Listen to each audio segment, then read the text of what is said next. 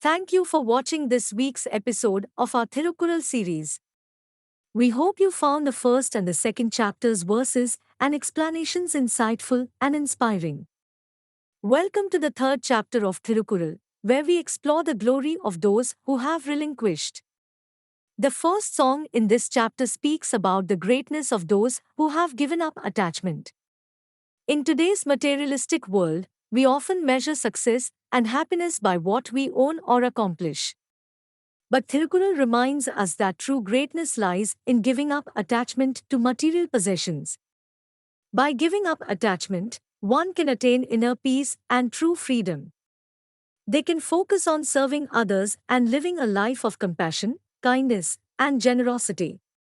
Thirukkural emphasizes that people with the proper conduct and detachment are regarded as the most excellent, according to all books. Join us for the next song in this chapter as we explore the glory of those who have relinquished. Thank you for watching this video.